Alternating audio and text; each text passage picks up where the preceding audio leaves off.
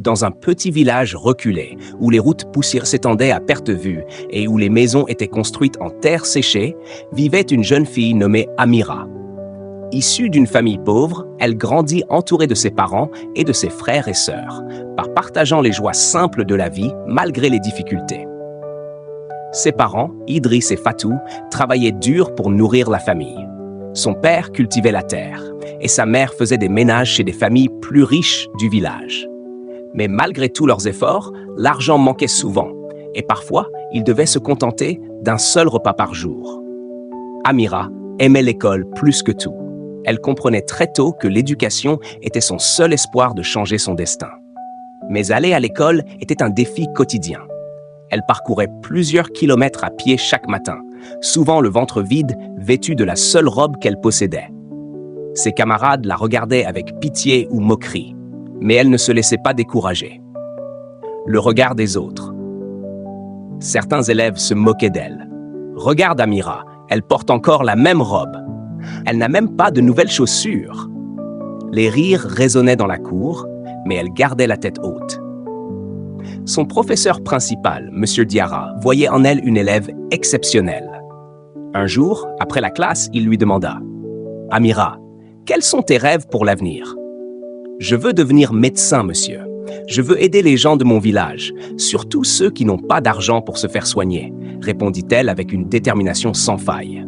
Le professeur fut impressionné. Il savait que son rêve serait difficile à atteindre, mais il sentait qu'elle en était capable.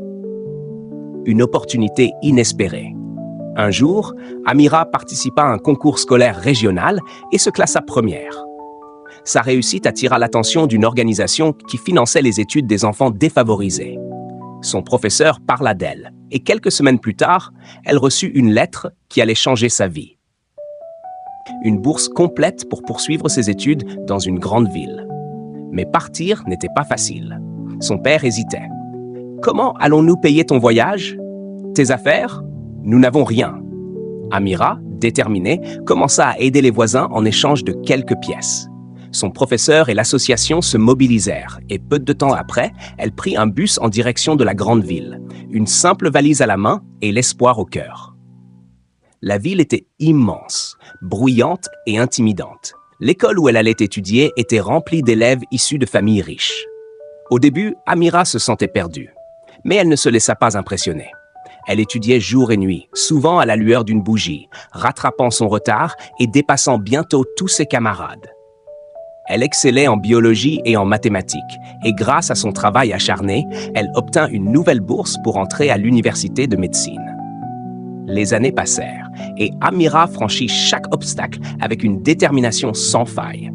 Elle devint l'une des meilleures étudiantes de sa promotion. Et bien sûr, sa clinique, qu'elle appela Espoir et Vie, devint un refuge pour tous.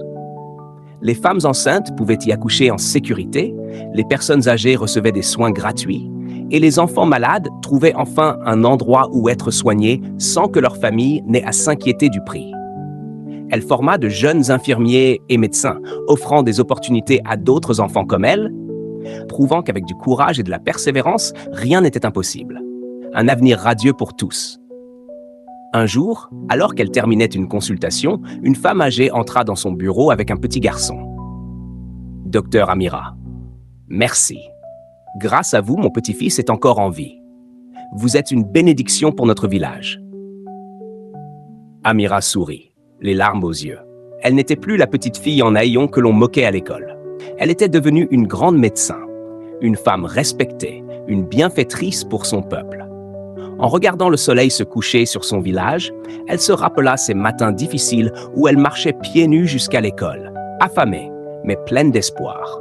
Aujourd'hui, elle n'avait plus besoin de rêver. Elle avait accompli son destin. Les mystères de la vie sont parfois les plus émouvants. Abonnez-vous pour découvrir d'autres histoires.